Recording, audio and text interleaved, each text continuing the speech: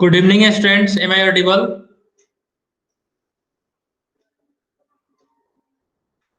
Okay.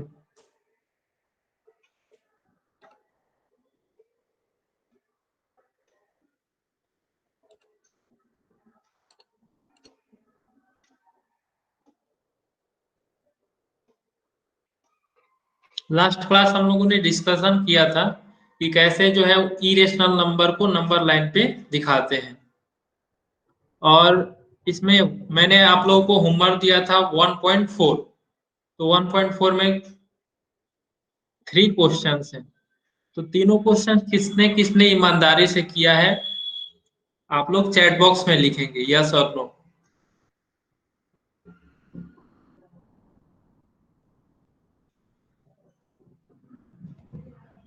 शैली ने किया है, ओके। गौरव ने नहीं किया है, ओके।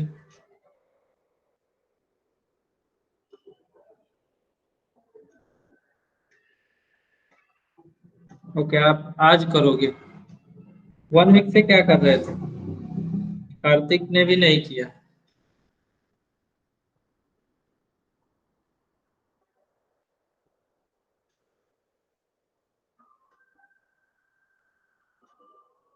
ओके, मानसी ने किया है, मैंने देखा। Okay, I have seen.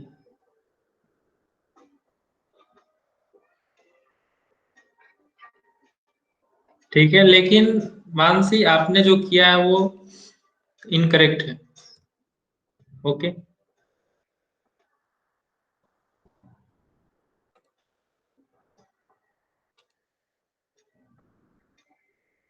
तो देखिए इसको मैं फिर से दोबारा आपको बता देता हूँ कि √2 को कैसे हम लोग नंबर लाइन पे शो करेंगे। √2 तो सबको एटलीस्ट क्लियर होगा। ठीक है, √3 का मैं बता देता हूँ।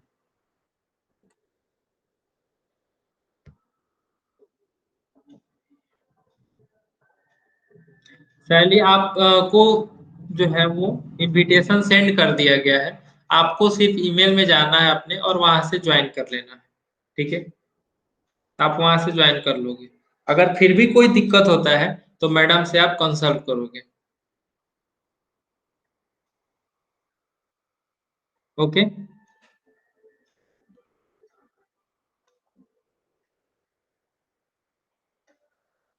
सिर्फ ओनली एक ही होमवर्क हमको मिला है, वो भी इसका मानसी का।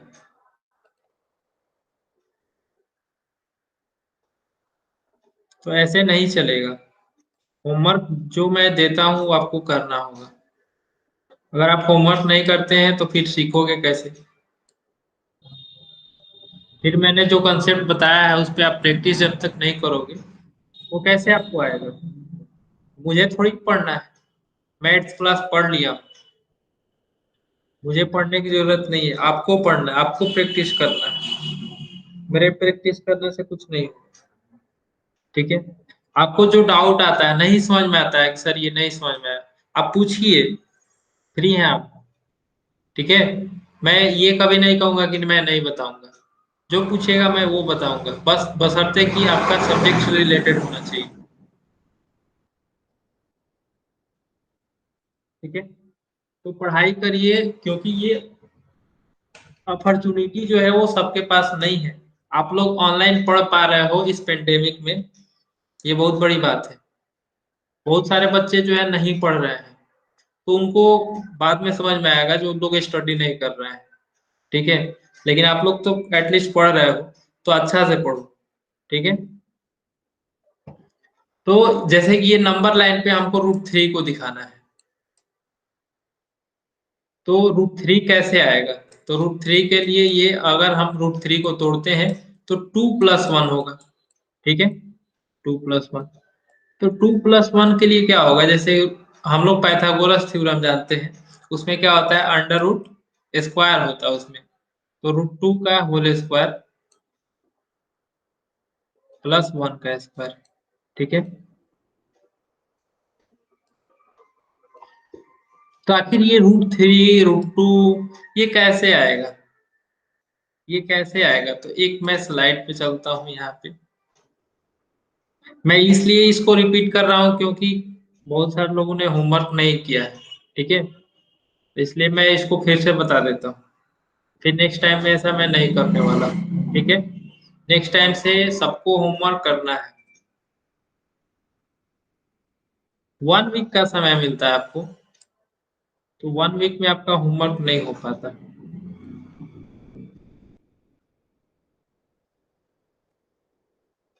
तो देखिए, ये 1 यूनिट है, ये राइट एंगल ट्रेंगल है। कौन सा ट्रेंगल है? Right angle triangle. तो ये 1 यूनिट है और ये 1 यूनिट है। ठीक है, तो ये क्या है आपका? डायगोनल है, हाँ, हाइपोटेनस है। ठीक है, तो हाइपोटेनस का जो वैल्यू होता है एच इक्वल टू क्या होगा? अंडर रूट, ये हो गया बेस और ये हो गया हाइट। ठीक है, या फिर या परपेंडिकुलर भी बोल सकते हो। इसको मैं बी लिखता हूँ। सर स्क्रीन स्क्रीन नहीं दिख रहा है, किसी ने लगता है प्रेजेंट कर दिया। ओके, किसको नहीं दिख रहा है स्क्रीन? शैली को। ओके, तो हाइपोटेनस इक्वल टू होगा आपका बेस का स्क्वायर इंटू, सॉरी, प्लस ये परपेंडिकुलर लेंथ है, इसको मैं पी लिखता हूँ, पी स्क्वायर, या फिर हाइट का स्क्वायर। ठीक है, तो यहाँ पे क्या है आपका बेस का लेंथ 1 स्क्वायर प्लस पी का वैल्यू 1 है। तो इन दोनों का स्क्वायर करेंगे तो क्या मिलेगा? 1 + 1, ये हो गया √2। ठीक है, तो ये √2 किसका वैल्यू हुआ? इसका। इसका लेंथ हो गया √2। इसका मैं नेमिंग कर देता हूँ।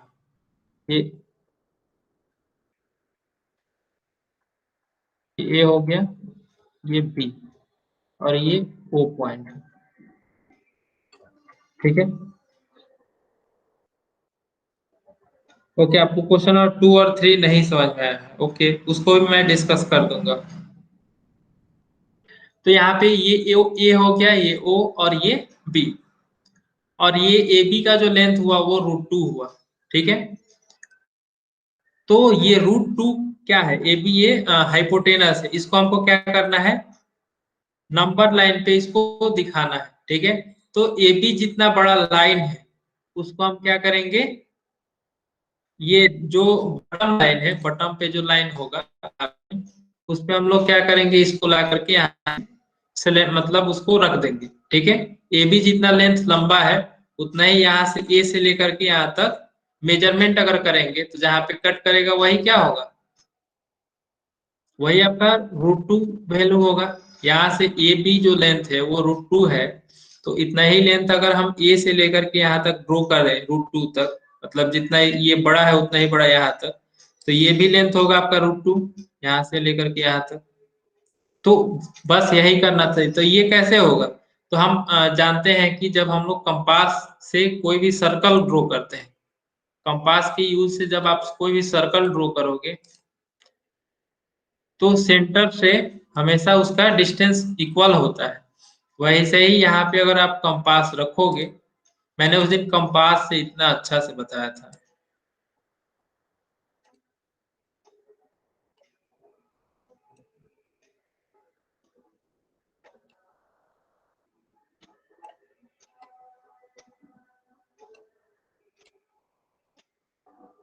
देखिए, ये ए ओ का जो लेंथ है वो 1 यूनिट लेना है, और बी ओ का लेंथ जो है वो 1 यूनिट। 1 यूनिट का मतलब आप 1 सेंटीमीटर ले सकते हो या फिर 1 मीटर ले सकते हो। 1 मीटर तो बहुत बड़ा हो जाएगा, कॉपी पे आपका अटेगा नहीं। और 1 सेंटीमीटर जब आप लोगे तो वो थोड़ा छोटा हो जाएगा, तो आपको कंस्ट्रक्शन करने में थोड़ी सी परेशानी हो सकती है। इसीलिए आप 2 सेंटीमीटर लेके चलोगे, 2 सेंटीमीटर को 1 यूनिट मानोगे, तो वो आपके लिए ज्यादा सुविधाजनक होगा। अब यहाँ से हम लोग एक आर्क ड्रॉ कर देंगे, यहाँ से ऐसे। ये जहाँ पे कट करेगा, इस पॉइंट पे कट कर रहा है, अब यहाँ से मैं इसको हटा लेता हूँ। तो ये जो पॉइंट हुआ, ये पॉइंट, यही पॉइंट यहाँ से यहाँ तक आपका √2 होगा। ठीक है,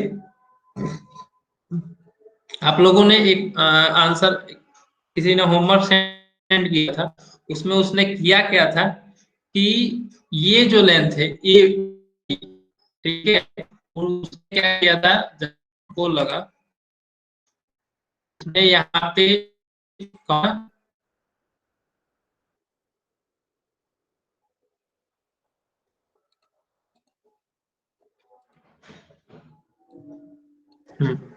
यहाँ पे कंपास रखा और ऐसे उसने ड्रॉ कर दिया।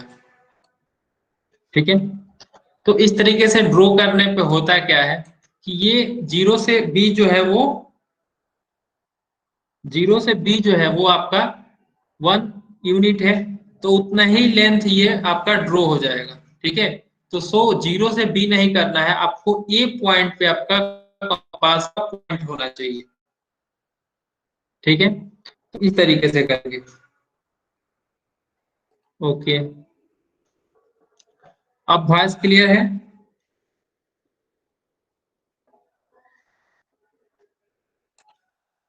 हाँ, तो हम लोग √2 का ड्रॉ कर, √3 के लिए ड्रॉ कर रहे थे।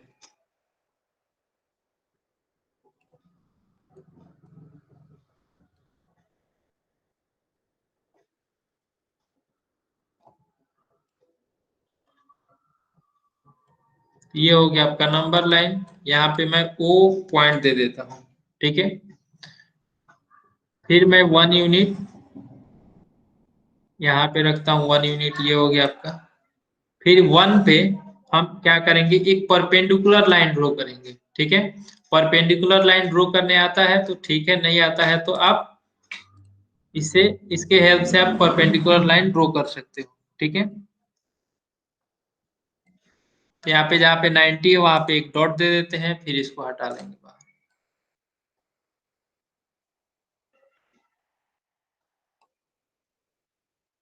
ठीक है, ये देखिए यहाँ पे पॉइंट है, इसी पॉइंट से ये जाना चाहिए। तो ये लाइन कितना भी लंबा हो सकता है। ठीक है, तो आपको 1 यूनिट लेना है, तो 1 यूनिट लेने का मैं एक और तरीका बताता हूँ, क्योंकि आपने गलती किया है।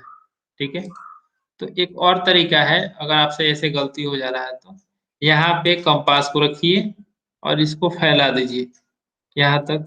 ठीक है, अब फिर कंपास को उठा लीजिए, फिर एक पॉइंट को यहाँ पे रखिए और, वेट अ मिनट, ये आपका 1 यूनिट हुआ।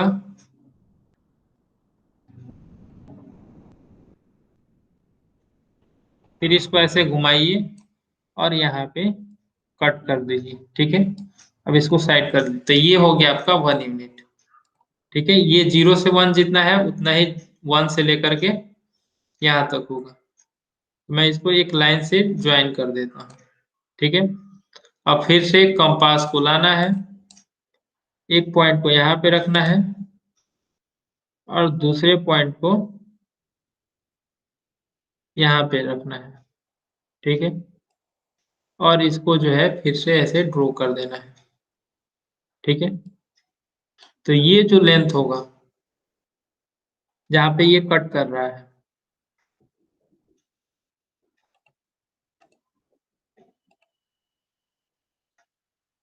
यहाँ से लेकर के यहाँ तक, तो ये आपका जो लेंथ है वो √2 होगा। ठीक है, अब √3 कैसे ड्रॉ करेंगे, तो यहाँ तक आपका क्या होगा, यहाँ से लेकर के यहाँ तक, इसका मैं कुछ नाम दे देता हूँ। जैसे ये पॉइंट है आपका ए, ये बी पॉइंट, ये सी, ये डी। ठीक है, जो एडी का लेंथ है वो है आपका √2। अब हम लोग डी पॉइंट पे फिर एक परपेंडिकुलर यहाँ पे ड्रॉ करेंगे।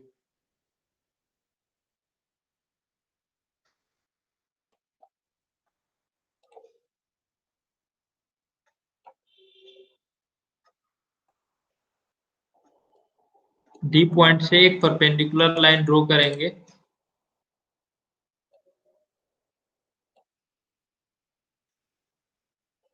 तो ये ड्रॉ हो गया। फिर हमको कितना लेंथ लेना है यहाँ पे?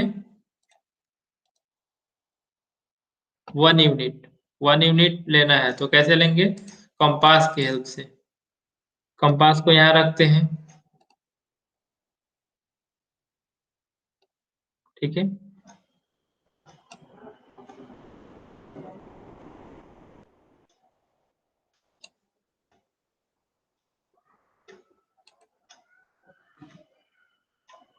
और यहाँ पे कट कर दिए। ये हो गया आपका 1 यूनिट, ठीक है। अब हम लोग इसको ज्वाइन कर देंगे।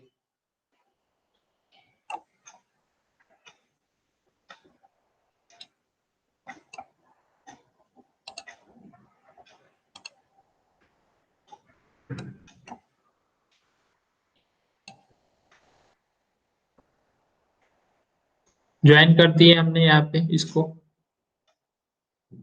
फिर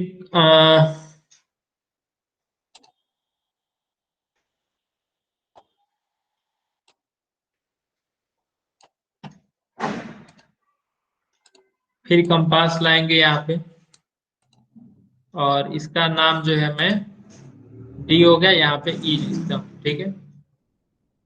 इसका नाम मैं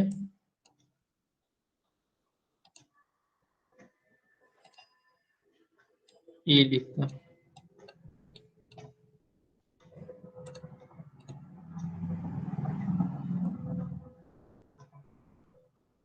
अब ये जो लेंथ होगा ए ई, वो होगा आपका √3, ठीक है।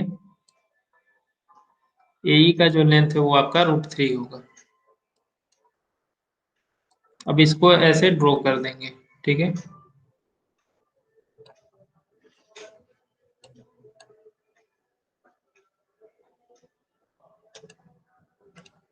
तो ओ से लेकर के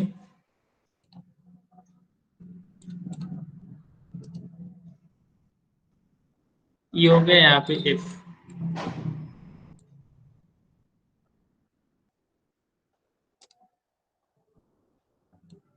ए पॉइंट से लेकर के एफ तक ये जो लेंथ होगा वो होगा √3,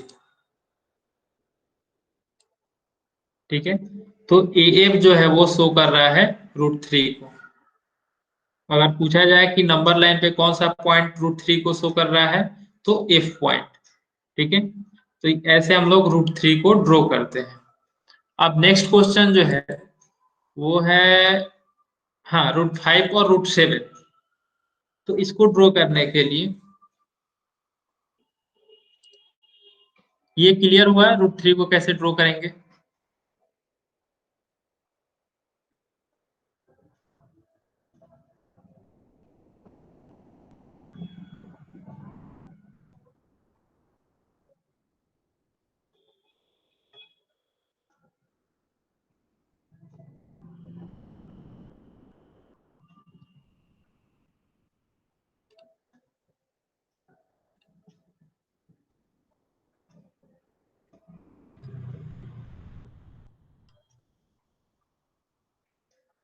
√5 ड्रॉ करना है जैसे, तो √5 के लिए क्या होगा? तो √5 जो है वो जैसे कि √4 है, ठीक है। √4 जो है वो कौन सा पॉइंट होगा?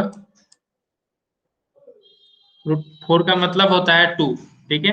यानी कि √5 जो है वो 2 से बड़ा है, यानी कि नंबर लाइन पे ये 2 से ज्यादा होगा, ठीक है। तो √5 को हम लोग लिख सकते हैं 4+1, ठीक है। अब इसको लिखेंगे अंडर रूट में 2²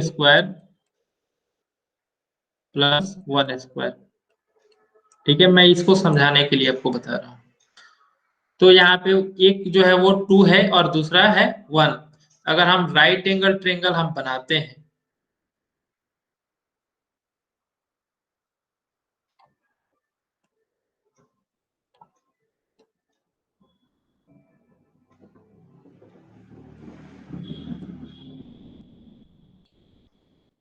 तो राइट एंगल ट्रेंगल में ये जो नीचे वाला लेंथ होगा वो 2 यूनिट होगा, और ऊपर ये वाला जो लेंथ होगा वो 1 यूनिट होगा। तो ये जो लेंथ होगा ये आपका हाइपोटेनस वो √5 होगा, ठीक है।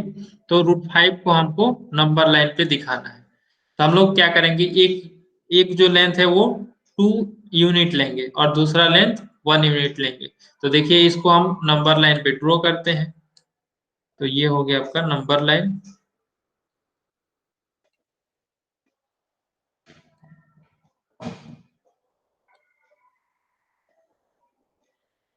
और यहाँ पे ये आपका ओ पॉइंट है। उसके बाद फिर आपका जो है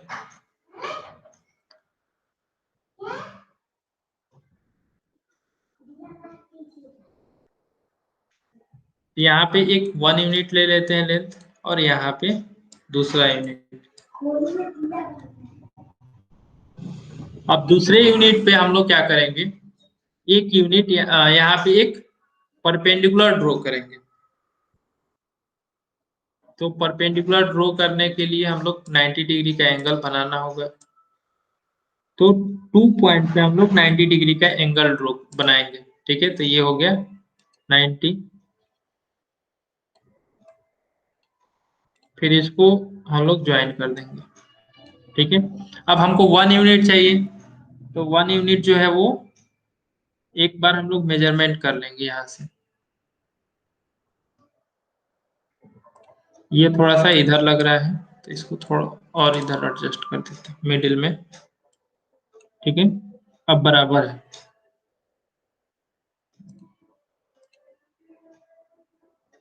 अब इसको लेके आएंगे, यहाँ पे रखेंगे इसका नीडल।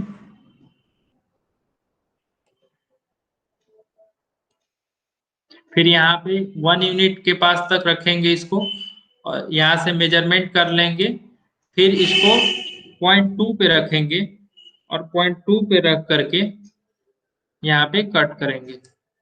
ठीक है, तो ये जो कटिंग पॉइंट है, ये जो लेंथ है, वो आपका 1 यूनिट का होगा। अब हम लोग इसको ओ पॉइंट से, 0 पॉइंट से इसको मिला देंगे। तो ये हो गया आपका ऐसे। ठीक है, अब इसका नाम सबका लिख देता हूं मैं। जैसे इसको मैं ए रीनेम कर देता हूँ, इस पॉइंट को ए बोलता हूँ। ये पॉइंट आपका हो गया बी, और ये पॉइंट हो गया सी। तो ए सी जो लेंथ है वो होगा आपका √5।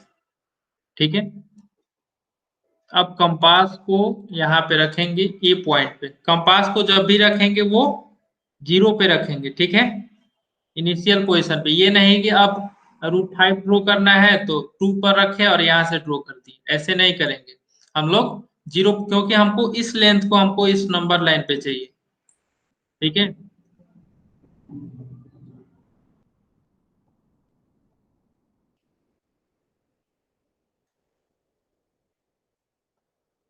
तो यहाँ से फिर हम लोग इसको ड्रॉ कर देंगे ऐसे, और फिर इसको हटा लेंगे साइड में। तो ये हो गया बी पॉइंट है, और इस जो नया पॉइंट आया है उसको मैं सी नाम दे देता हूँ। ठीक है, ये आपका सी पॉइंट है। तो एसी का जो लेंथ है वो होगा आपका √5। यहाँ से यहाँ ये हो गया √5। ठीक है, या फिर इस पॉइंट को आप √5 बोल सकते हो। ठीक है, फिर नेक्स्ट है आपका √7। तो √7 कैसे आएगा? √7 किससे बड़ा है? क्या वो 3 से बड़ा है या फिर 2 से बड़ा है?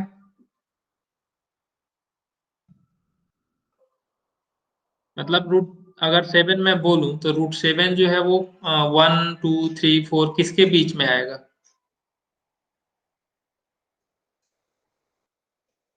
3a² + 1a²।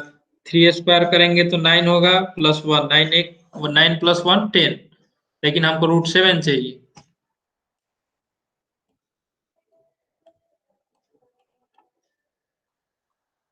चलो सोचो, सब कोई सोचो।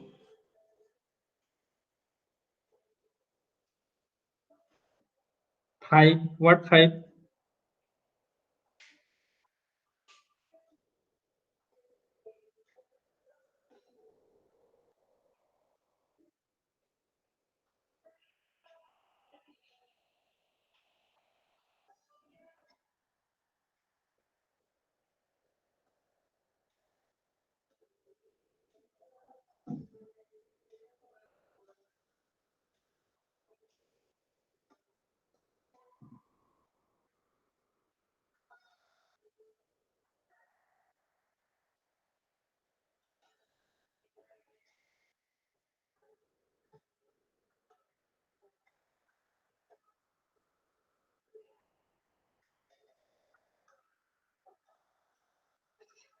ओके, तो √7 जो है वो कैसे आएगा?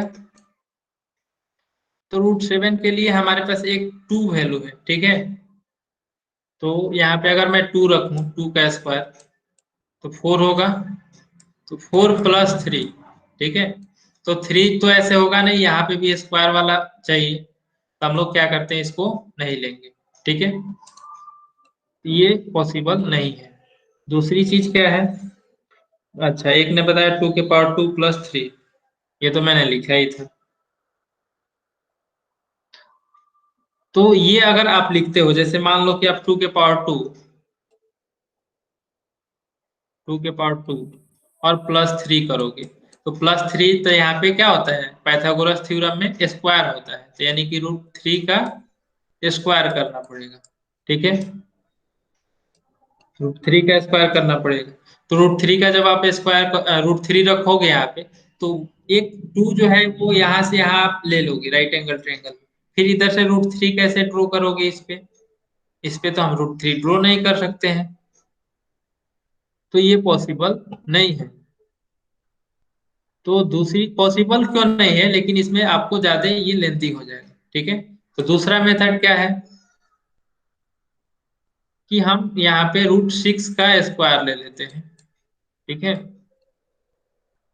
और +1 का स्क्वायर कर देते हैं। तो आप बोलोगे कि सर √6 का स्क्वायर कहाँ से आएगा, √6 कैसे लाएंगे, नंबर लाइन पे तो √5 ही है। तो हम लोग यहाँ पे √5 जो है वो √5 के बाद एक और ड्रॉ कर लेंगे, तो वो √6 मिल जाएगा। तो यहाँ पे हम क्या करते हैं, √5 पे फिर से हम 90 डिग्री का एंगल बनाते हैं।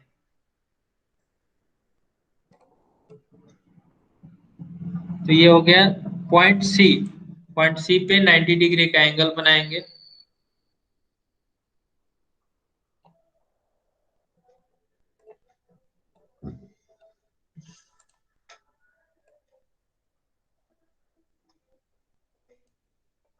ठीक है, फिर इसको क्या करेंगे, यहाँ से 1 यूनिट लेंगे डिस्टेंस। तो 1 यूनिट डिस्टेंस स्केल से या फिर आप कंपास के हेल्प से कर लोगे, तो यहाँ पे आएगा। फिर यहाँ पे कंपास रखोगे,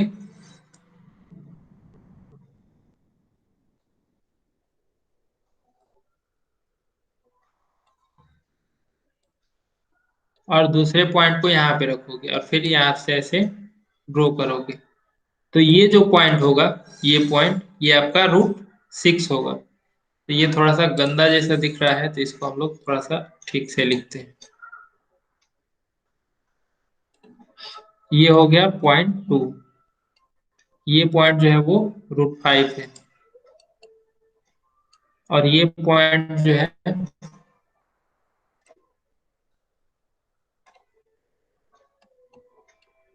√5।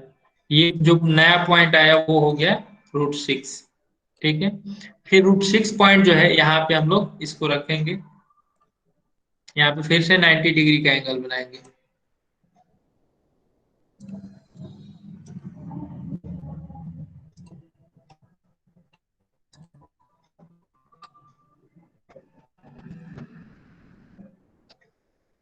ठीक है, 90 डिग्री का एंगल हो गया। फिर यहाँ पे 1 यूनिट लेंगे। Okay, good, yes. हम लोग इसको 3 टाइम्स रिपीट करेंगे। तो यहाँ पे अब आएगा, यहाँ पे फिर से 1 यूनिट लेंगे, और ये हो गया आपका, ये पॉइंट जो है वो √6 है। तो ये लेंथ हो गया ए से लेकर के यहाँ तक। तो ये हो गया √6, तो √6 का स्क्वायर, फिर यहाँ से लेकर के यहाँ तक आपका ये 1 यूनिट हुआ, तो 1 का स्क्वायर, तो ये जो है वो आपको √7 मिल जाएगा। फिर हम लोग यहाँ से एक लाइन ड्रॉ करेंगे यहाँ पे।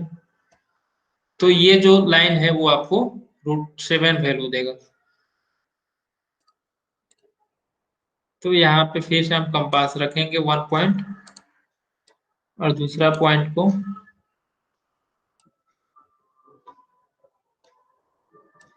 और आगे तक बढ़ाएंगे यहाँ तक। फिर हम लोग इसको ऐसे ड्रॉ करेंगे। तो जो नया पॉइंट मिला ये आपका हो गया √7, ठीक है। तो यही पॉइंट आपका √7 है। तो इस तरीके से हम लोग √7 को दिखाएंगे। और इसका आप रीनेम कर दो, ये हो गया सी, फिर यहाँ पे डी लिख दो, फिर यहाँ पे, या फिर आप ऊपर PQR लिख दो, फिर नीचे ABCD। इसका रीनेम कर देता हूँ। ये पॉइंट हो गया बी, ये पॉइंट सी, ये डी, और ये ई, और ये पॉइंट है पी, ये क्यू, ये पॉइंट आर। ठीक है। और यहाँ पे लिखेंगे in the above A equal to, चाहे ए सोच ए इक्वल टू √7। ठीक है। ये हो गया, ए जो लेंथ है वो दिखा रहा है √7 को। तो इस तरीके से हम लोग √7 को नंबर लाइन पे शो करेंगे। क्लियर हुआ ये?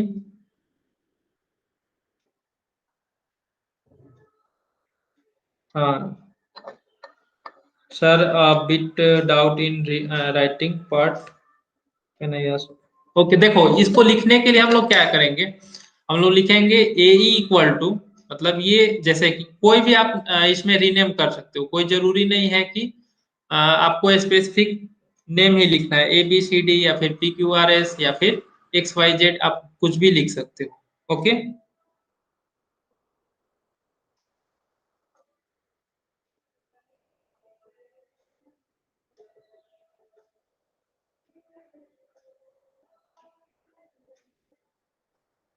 Not that one, the above one.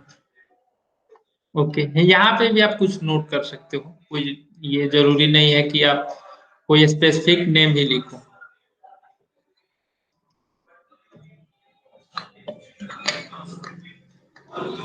ठीक है, तो हम लोग आगे बढ़ते हैं। Sir we can write any letter as a point. हाँ, आप कोई भी लेटर लिख सकते हो।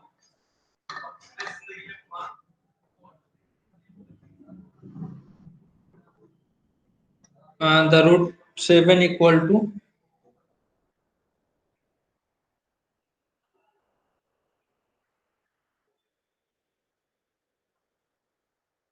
तो √7 ये है, हो गया, और क्या इसमें और कुछ थोड़ी ना लिखना है। रूट हमको दिखाना था।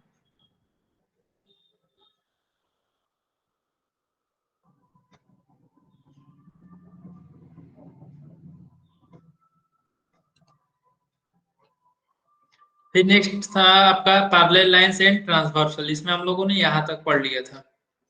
अल्टरनेट एंगल्स, ये सारा कुछ हम लोगों ने समझ लिया था। ठीक है। फिर नेक्स्ट है आपका properties of angles formed by two parallel lines and a transversal. तो यहाँ पे हम लोग प्रॉपर्टीज पढ़ेंगे टू पैरेलल लाइंस का। टू पैरेलल लाइंस जो होगा उसमें एक ट्रांसवर्सल होगा उसका। ठीक है। तो ये एक एक्टिविटी दिया हुआ है। तो क्या कर रहा है, as shown in the figure A, draw two parallel lines and their transversal on a paper. Draw a copy of figure on another blank sheet using a trace paper as shown in the figure B. Color part 1 and part 2 with different colors. Cut out the two parts with a pair of scissors. यहाँ पे हमको एक two lines draw करना है जो कि दोनों parallel होगा, और एक ट्रांसवर्सल को ड्रॉ करना है। कोई भी आपको एक नोटबुक पे कहीं पे भी ड्रॉ करना है, और उसको जो है एक ट्रेस पेपर इस पे रख करके, इसको उस पे, ट्रेस पेपर समझते हो, वैसा पेपर जिसपे हम लोग को ट्रांसपेरेंट दिखता है। ठीक है। जैसे कि आप देखे होगे कि घर पे कपड़ा वगैरह पे कोई डिजाइन बनाता है, या फिर फूल वगैरह, या फिर कोई भी डिजाइन कपड़ा वपड़ा में बनाना रहता है, या तो आप लोग क्या करते हो, कहीं से आप इमेज को कॉपी करते हो ट्रेस पेपर पे, और फिर ले जा करके वहां पे ड्रॉ कर देते हो। तो वही ट्रेस पेपर होता है। तो अभी अ, दुकान सब बंद है, तो अगर आपके पास होगा तो आप ऐसा कर सकते हो, अगर नहीं है तो कोई बात नहीं है। ठीक है। इसके लिए मम्मी पापा को परेशान करने की जरूरत नहीं है। ठीक है।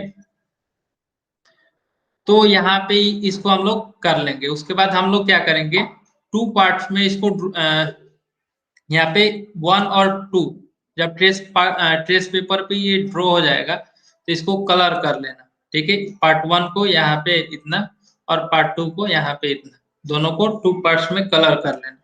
उसके बाद फिर करना क्या है, इन सब पार्ट को, पार्ट 1 को और पार्ट 2 को, जो ओरिजिनल फिगर है जो आपने कॉपी पे ड्रॉ किया है उस पे कुछ रीनेम कर देना इस तरीके से ABCDEFGH। ठीक है, तो यहाँ पे जो है आपका अब पार्ट 1 को और पार्ट 2 को बारी बारी से सब जगह पे रखना है। ठीक है, इस पार्ट 1 को उठाना है, यहाँ से ऐसे कट करना है और इसको उठा करके हर जगह पे रखना है। और रखने के बाद आप देखेंगे कहाँ कहाँ पे ये फिट बैठता है, मतलब कहाँ कहाँ पे ये मैचिंग हो जाता है। तो आप देखोगे पार्ट 1 को रखोगे तो angle B, angle D, D के पास, बी के पास, डी के पास, फिर एफ के पास, फिर एच के पास, इतना जगह पे आप रखोगे इसको पार्ट 1 को, तो यहाँ यहाँ पे ये फिट हो जाएगा। ठीक है, तो यानी कि angle B equal to congruent, ये कन्ग्रुएंट का साइन है, कन्ग्रुएंट का मतलब होता है इक्वल। और भी चीज होता है उसको हम लोग अगले क्लास में जब ट्रेंगल पढ़ेंगे उसमें हम लोग उसको अच्छे से समझेंगे। तो एंगल बी कन्ग्रुएंट होगा एंगल डी के, फिर एंगल डी कन्ग्रुएंट होगा एंगल एफ के, फिर ये एच के, मतलब ये सारा एंगल बराबर होगा। ठीक है, फिर पार्ट 2 को उठाओगे तो ए के पास रखोगे तो ए के इक्वल होगा, फिर सी के पास रखोगे तो यहाँ पे भी फिट हो जाएगा, ई के पास रखोगे तो यहाँ पे भी फिट हो जाएगा, और जी के पास रखोगे तो यहाँ पे भी ये फिट हो जाएगा। तो इसका मतलब ये हुआ कि angle A, angle C, angle E और एंगल जी, ये सारा एंगल क्या है, आपस में इक्वल है। तो angle A congruent to angle C, congruent to angle E, congruent to angle G, मतलब बराबर है सारा। Because this angles coincide part 2, ये पार्ट 2 को यहाँ पे रखते हैं तो कंसाइड कर रहा है। तो ये चीज हमको मिल गया, तो हम लोग क्यों ना इसको पेयर बना लेते हैं, angle a pair, angle A और ई, एंगल ए और ई। ठीक है, तो और फिर इसके बाद एंगल बी और एंगल एफ, इसको मैं इरेज कर देता हूं।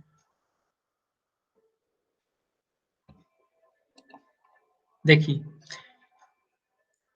Angle A, angle C, angle E, angle G, ये सब इक्वल है।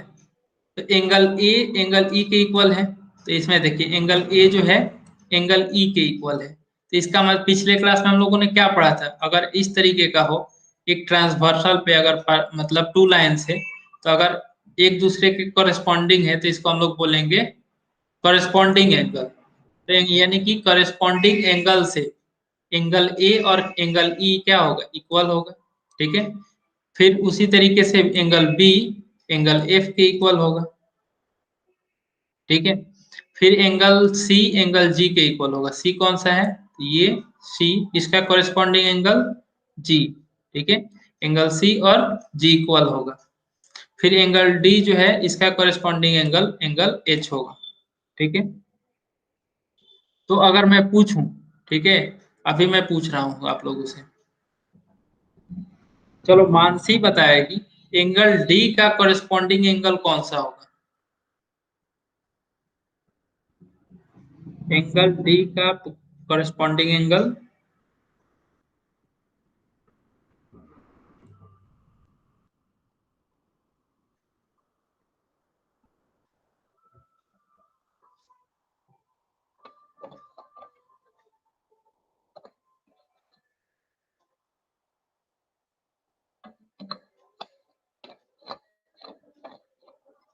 एंगल डी का corresponding angle G.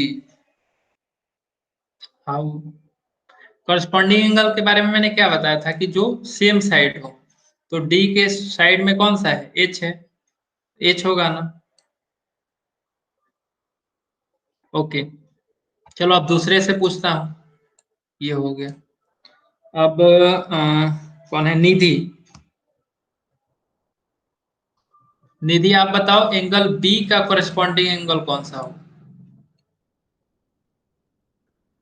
Angle B का कॉरेस्पॉन्डिंग एंगल।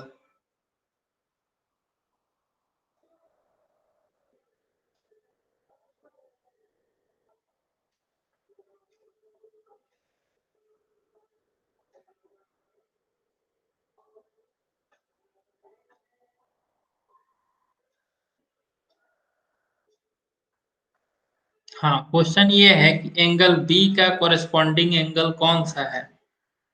कॉरेस्पॉन्डिंग एंगल हम लोगों ने पिछले क्लास में पढ़ा था, अभी भी मैंने बताया है।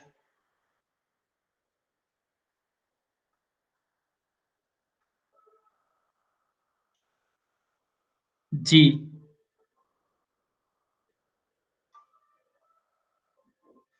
देखो बी का कॉरेस्पॉन्डिंग एंगल यहाँ पे क्या है, लाइन के ऊपर है, इस लाइन के ऊपर आपका बी एंगल का फॉर्मेशन हो रहा है। ठीक है, तो इसका कॉरेस्पॉन्डिंग जो एंगल होगा वो भी इस लाइन के ऊपर ही होगा। तो इस लाइन के ऊपर कौन सा एंगल है, ये वाला। ठीक है, तो एंगल एफ होगा।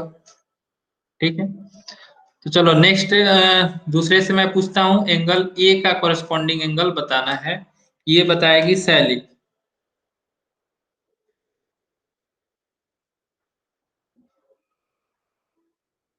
ए, ए, ए मतलब एप्पल वाला ए। ठीक है, ये वाला ए का कॉरेस्पॉन्डिंग एंगल।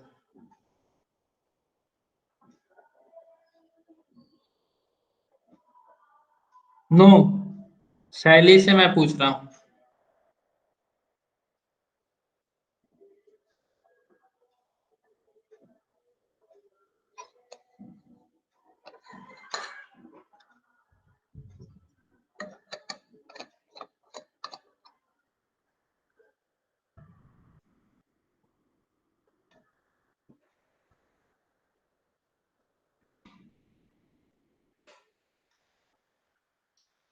ओके, डी का कॉरेस्पॉन्डिंग एंगल जो है, ओके मानसी आप बताओ।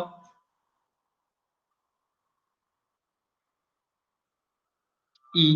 ठीक है, सॉरी, ए का करस्पॉन्डिंग एंगल कौन सा होगा, ई होगा, क्योंकि ये ट्रांसवर्सल लाइन है और इसी के साइड में आपका ई है। ठीक है, इस लाइन के ऊपर ए ए एंगल का फॉर्मेशन हो रहा है, फिर इसी लाइन के ऊपर जो है वो सेम साइड ई बन रहा है, यानी कि ए कॉरेस्पॉन्डिंग है ई के।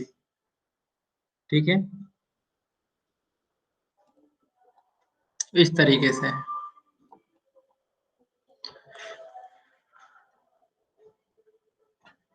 फिर सेकंड है angle D equal to angle F and angle E congruent to angle C.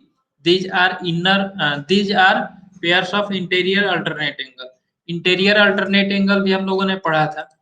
वो क्या होता है, जो कि ये दोनों लाइन के जो इनसाइड एंगल बन रहा है वो आपका इंटीरियर एंगल होगा। अगर मैं पूछूं इसमें इंटीरियर एंगल कौन सा है, तो इंटीरियर एंगल आपका होगा सी डी ई एफ।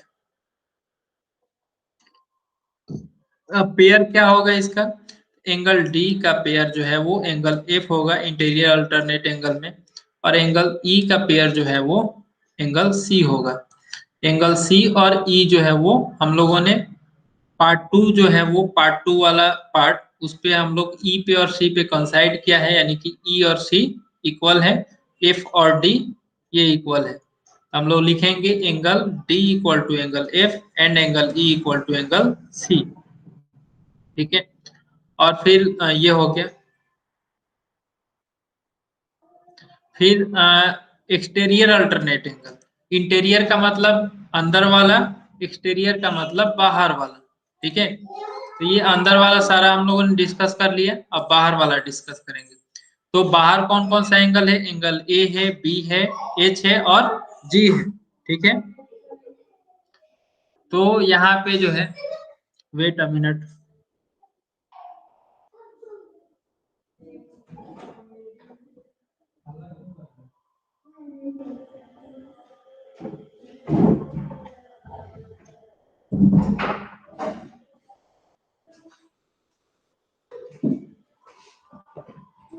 हम्म, तो यहाँ पे जो है आपका एक्सटीरियर एंगल कौन कौन सा होगा, ए, बी, एच और जी। ठीक है, तो इसमें एक्सटीरियर अल्टरनेट एंगल कौन सा होगा, तो एक्सटीरियर अल्टरनेट एंगल होगा ए का एक्सटीरियर अल्टरनेट एंगल जी, यानी कि एंगल ए इक्वल टू होगा एंगल जी के। फिर बी का इंटीरियर एक्सटीरियर अल्टरनेट क्या होगा, एंगल एच होगा। ठीक है, तो angle B equal to angle H. तो ये हो गया आपका pair of exterior alternate angle. ठीक है। और एक और होता है रूल आपका, ये एंगल डी,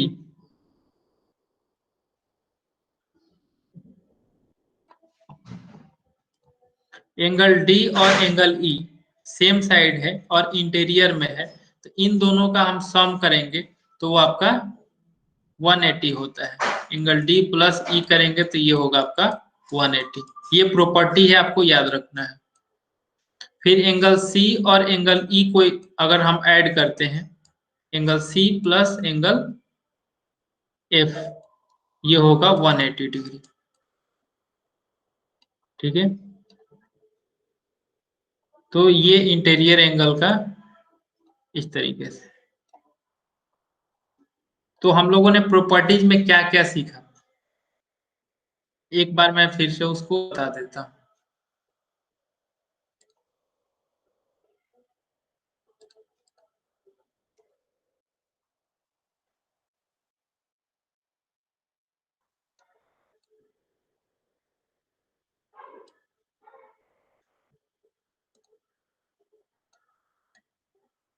जैसे कि ये आपके टू पैरेलल लाइंस हैं,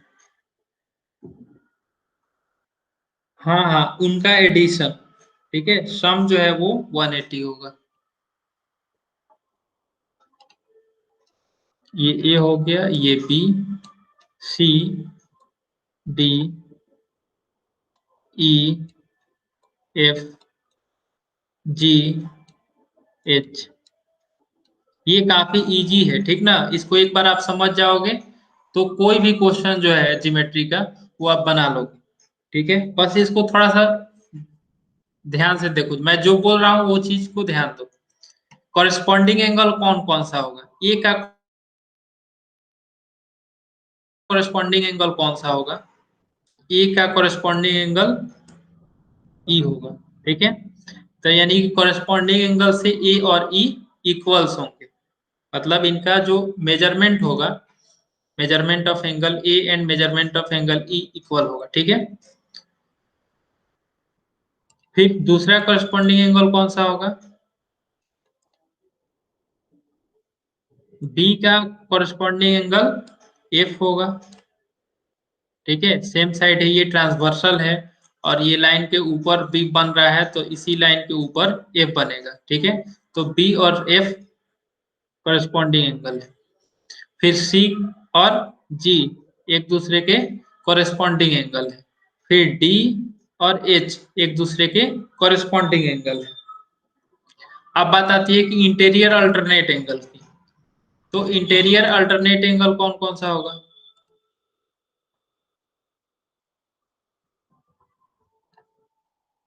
तो इंटीरियर एंगल कौन कौन सा है, तो इंटीरियर एंगल है एंगल डी, सी, ई, एफ, ये इंटीरियर एंगल्स है। तो pair of interior alternate angle क्या होगा, तो pair of interior alternate angle, angle D का अल्टरनेट एंगल होगा एफ, एंगल ई का अल्टरनेट एंगल होगा एंगल सी। ठीक है, इसको मैं दो लाइन से दिखा देता हूँ, ओके बनने देता हूँ इसको। फिर एंगल, अब बात आती है कि ये हो गया इंटीरियर अल्टरनेट एंगल का। अब एक्सटीरियर अल्टरनेट एंगल क्या होगा, ए का, ए का एक्सटीरियर अल्टरनेट एंगल, ए यहाँ पे है। ठीक है, तो इसका उल्टा, अल्टरनेट का मतलब इसके अपोजिट में कौन सा है, तो ए का अपोजिट में एक्सटीरियर एंगल कौन सा है, तो वो है आपका जी। ठीक है, और एच का एक्सटीरियर अल्टरनेट एंगल कौन सा है, एच का अपोजिट एंगल कौन सा है, बी। ठीक है, दैट्स ग्रेट। तो ये हो गया आपका एक्सटीरियर अल्टरनेट एंगल, एच का बी और ए का जी। ठीक है, वेरी गुड, सबको समझ में आ गया।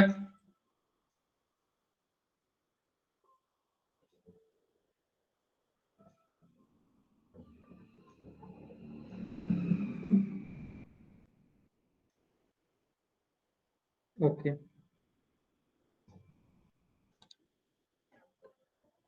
अब कुछ क्वेश्चंस करेंगे तो उसे और आपको क्लियर हो जाएगा। ठीक है, ये क्वेश्चन नंबर 1 है। In the adjoining figure line A B parallel line P Q, line L M is transversal, measurement of this angle equal to 70 degree, then find angle A O N. ठीक है, ये A B और P Q parallel है, L M एक parallel line है, transversal है, और M N Q जो है वो दिया हुआ है। एम एन क्यू कौन सा एंगल है? एम एन क्यू, यानी कि ये एंगल। ठीक है, ये 70 डिग्री गिवन है।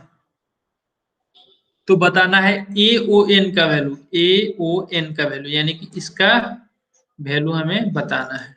ठीक है, अब देखिए यहाँ पे angle, measurement of angle M N Q, M N Q equal to measurement of angle O N P, O N P, ये। ठीक है, ये क्या होगा? अपोजिट एंगल से इक्वल होगा। ठीक है, कोई भी लाइन अगर कट करता है, कोई भी लाइन इस तरीके से कट करता है, तो अपोजिट एंगल क्या होता है? इक्वल होता है। ये आप लोग पढ़े होंगे। ठीक है, अगर नहीं पढ़े होंगे तो यहाँ पे जान लो आप कि अगर कोई लाइन, टू लाइंस जो है किसी पॉइंट पे कट कर रहा है, तो उसका अपोजिट एंगल जो है वो इक्वल होता है। तो उसी तरीके से यहाँ पे पी क्यू और ओ एन कट कर रहा है एन पॉइंट पे, यानी कि ये एंगल और ये एंगल इक्वल होगा अपोजिट एंगल से। ठीक है, तो यानी कि एंगल एम एन क्यू इसका नाम दिया हुआ है, और एंगल ओ एन पी ये इक्वल 70 है। अब हम लोग यहाँ पे आएंगे।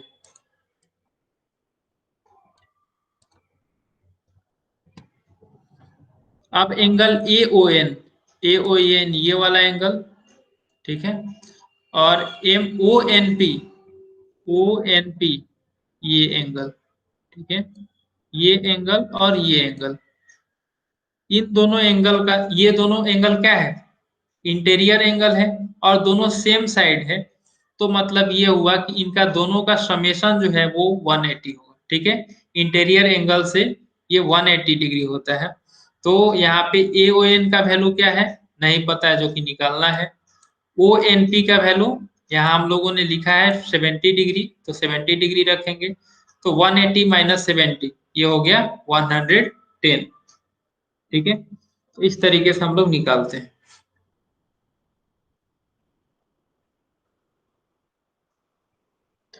फिर मेथड 2 क्या है कि angle M N Q, M N Q ये 70 डिग्री गिवन है, angle N O B 70 degree corresponding angle से। देखिए यहाँ पे ये एंगल 70 है, तो इसका कॉरेस्पॉन्डिंग एंगल कौन सा होगा? यहाँ पे होगा ये वाला।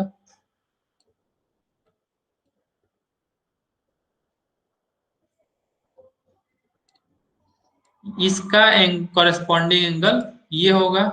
ठीक है, ये देखिए ये लाइन के नीचे एंगल बन रहा है, और ट्रांसवर्सल के राइट साइड बन रहा है। ठीक है, तो इस दूसरे वाले लाइन के नीचे और ट्रांसवर्सल के राइट साइड जो एंगल बनेगा वो एक दूसरे का कॉरेस्पॉन्डिंग एंगल होगा। और हम लोगों ने अभी पढ़ा कि कॉरेस्पॉन्डिंग एंगल जो है वो इक्वल होते हैं। तो ये एंगल और ये एंगल इक्वल होगा, यानी कि angle N O B equal to हो जाएगा 70 डिग्री। और ये है आपका एक स्ट्रेट लाइन, एक स्ट्रेट लाइन पे आपके कितने डिग्री के एंगल बनते हैं? 180 डिग्री के। तो इसका और इसका सम 180 होगा। तो इसका हम लोगों ने वैल्यू निकाला अभी 70 डिग्री, तो इसको 180 में से 70 सब्ट्रैक्ट कर देंगे तो हमको मिल जाएगा ए ओ एन का वैल्यू। तो यही हो गया आपका ए ओ एन का वैल्यू 110। ठीक है, फिर नेक्स्ट एग्जांपल है आपका। In the adjoining figure line M parallel to line N. ठीक है, लाइन एम जो है वो लाइन एन के पैरेलल है, और एल जो है वो ट्रांसवर्सल लाइन है। तो यहाँ पे बोल रहा है if measurement of angle B equal to X plus 15 degree and measurement of angle E equal to 2x plus 15 degree, find the value of X, X का वैल्यू निकालना है। तो देखिए एंगल बी और ई दिया हुआ है, तो एंगल बी ये है, एंगल ये ई ये है, ठीक है। तो ये कैसे होगा, तो हम क्या करेंगे, एंगल बी जो है वो एंगल ई के इक्वल होगा कॉरेस्पॉन्डिंग एंगल से, angle B equal to angle F होगा कॉरेस्पॉन्डिंग एंगल से, ठीक है। तो यानी कि एंगल बी का जो वैल्यू है वो x प्लस 15 है, तो एंगल एफ का भी वैल्यू होगा x प्लस 15 डिग्री, ठीक है। अब ये हो गया आपका x प्लस 15 डिग्री, ये हो गया आपका x प्लस 15, और एंगल ई का जो वैल्यू दिया हुआ है ये दिया हुआ है 2x प्लस 15, ठीक है। तो इन दोनों का अगर हम सम करेंगे तो 180 होगा, क्योंकि ये जो एंगल बन रहा है एक लाइन पे बन रहा है। तो angle F plus angle M equal to 180 degree, angles in a linear pair, मतलब एक लाइन पे बन रहा है उसको हम लोग लीनियर पेयर बोलते हैं। तो यहाँ पे एंगल एफ का वैल्यू रख देंगे x प्लस 15, और एंगल ई का वैल्यू रखेंगे 2x plus 15 equal to 180।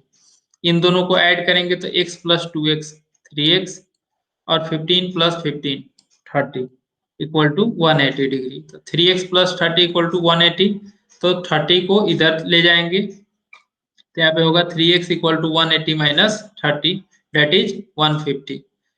Therefore x equal to 150 and divide by 3, 150 divide by 3 that is 50 degree. तो x का वैल्यू जो है वो 50 डिग्री मिला, ठीक है। तो इस तरीके से इसको कैलकुलेट करेंगे। फिर नेक्स्ट है when two parallel lines are intersected by a transversal, the angles formed in each pair of corresponding angles are congruent, alternate angles are congruent, interior angles are supplementary। supplementary का मतलब होता है 180 degree, ठीक है। मतलब उस दो एंगल्स को हम जब सम करेंगे वो होगा आपका 180 डिग्री। तो ये बोल रहा है कि अगर टू लाइंस जो है वो पैरेलल्स हैं, ठीक है, और कोई लाइन जो है वो ट्रांसवर्सल है, तो जो पेयर बनेगा वो क्या होगा, करस्पॉन्डिंग एंगल का जो पेयर होगा वो कन्ग्रुएंट होगा, मतलब कि ये इसके बराबर होगा, ये एंगल इसके बराबर होगा, फिर ये एंगल इसके बराबर होगा, फिर ये एंगल इसके बराबर होगा, ठीक है। उसी तरीके से अल्टरनेट एंगल क्या होता है, अल्टरनेट एंगल में आपका हो गया इंटीरियर और एक्सटीरियर दोनों, ठीक है। तो अल्टरनेट एंगल भी कन्ग्रुएंट होता है, मतलब इक्वल होता है, और इंटीरियर एंगल्स जो है वो सप्लीमेंट्री होता है। तो इंटीरियर एंगल का मतलब क्या हुआ,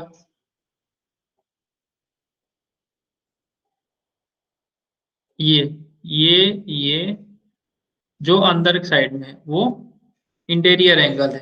तो इंटीरियर एंगल कौन कौन सा सप्लीमेंट्री होगा, ये एंगल इससे सप्लीमेंट्री होगा, ये एंगल इससे सप्लीमेंट्री होगा, और फिर ये और ये, ठीक है, ये भी सप्लीमेंट्री होता है, ये और ये दोनों आपस में सप्लीमेंट्री होता है, क्योंकि ये एक ही लाइन पे है, ठीक है।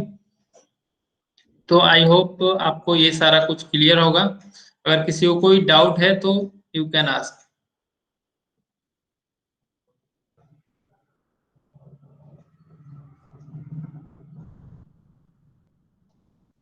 एनीवन।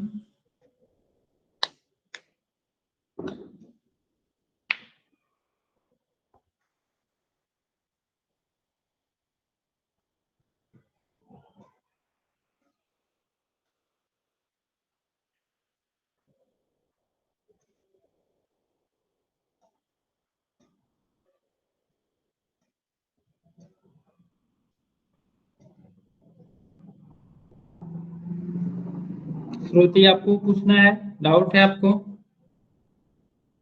समझ में आया?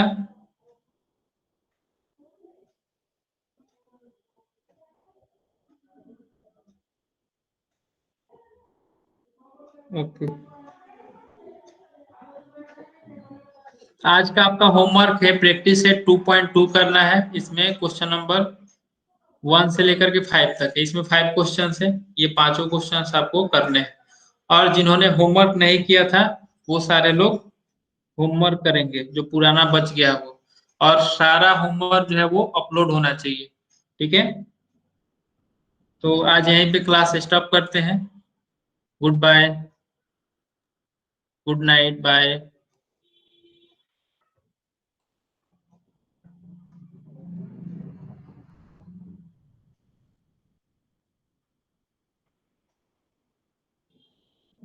Thank you, bye.